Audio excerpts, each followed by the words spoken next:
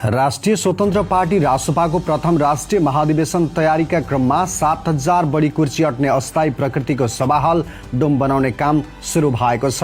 यही असार 7 गतेदेखि 9 गतेसम्म पूर्वी चितवनको रत्नगरमा हुने पार्टीको 3 दिने महाधिवेशनका लागि निपनी स्थित होटल स्टार बैंक्वेटको सभाकक्षसँगै रहेको खाली जमिनमा बाँसको डोम बनाउने काम सुरु भएको हो।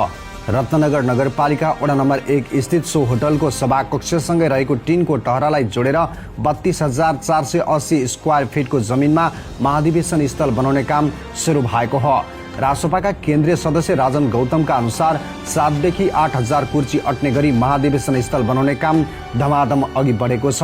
डोमको बीचमा 29 फिट र छेउमा 16 फिट अग्लो हुने गरी संरचना बन्नेछ। माथि त्रिपाल लगाउने र 16 फिट सिधा हुने गरी पानी नचुइने उच्च स्तरको टेन्ट डोममा राखिनेछ। नेता गौतमले भन्नुभयो, महाधिवेशनका लागि आवश्यक अस्थायी प्रकृतिको सभाहल डोम बनाउने क्रममा बाँस प्रयोग गरी काम अघि बढिरहेको छ। डोमभित्र 70वटा ठूला पंखा र 20वटा कुलरको व्यवस्था गरिनेछ। बाहिरपट्टि टेन्ट राखेर बस्ने ठाउँ बनाउने तयारी गरिएको छ। सँगै रहेको होटल स्टारको ठूलो सभाहललाई आवश्यकता अनुसार प्रयोग गर्ने गरी निर्माण सम्बन्धी काम धमाधम अघि बढिरहेको छ। उहाँले भन्नुभयो, महाधिवेशनमा आउने सहभागीका लागि सौराहा, रत्नगर र भरतपुरका होटलमा आवासको प्रबन्ध गरिनेछ। सहुलियत दरमा कोठाको व्यवस्थाका लागि होटल व्यवसायीसँग अनुरोध गरिएको छ।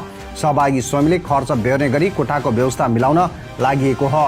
उद्घाटनको दिन नजिक पर्ने टिकौली चौरमा सवारी साधन पार्किङ गरी त्यहाँबाट अर्को गाडीले कार्यक्रम स्थलसम्म लाने ल्याउने व्यवस्था मिलाइएको बताउँदै नेता गौतमले महाधिवेशन उद्घाटन सत्रपछि बिहानदेखि साँझसम्म खानाको व्यवस्था कार्यक्रम स्थलमै गरिएको जानकारी दिनुभयो।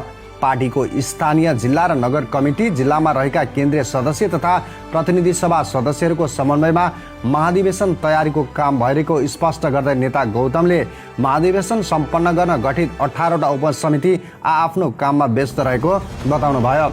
महाधिवेशन तयारीका सन्दर्भमा पार्टीका प्रवक्ता मनिष झाले स्थानीय जिल्ला कमिटीका तर्फबाट तयारीका काम भइरहेको बताउँदै असार 2 गते मंगलबारदेखि राष्ट्रिय महाधिवेशनको सचिवालय सञ्चालनमा आउने र असार 4 गतेदेखि पार्टीका पदाधिकारी एवं नेताहरू महाधिवेशन स्थलमै रहने जानकारी दिनुभयो। पार्टीको उद्घाटन समारोहमा राष्ट्रिय स्तरका राजनीतिक पार्टीका प्रमुख र छिमेकी देशका प्रतिनिधिहरूलाई आमन्त्रण गरेको जानकारी दिँदै प्रवक्ता झाले करिब 3,000 प्रतिनिधि महाधिवेशनमा सहभागी हुने बताउनुभयो।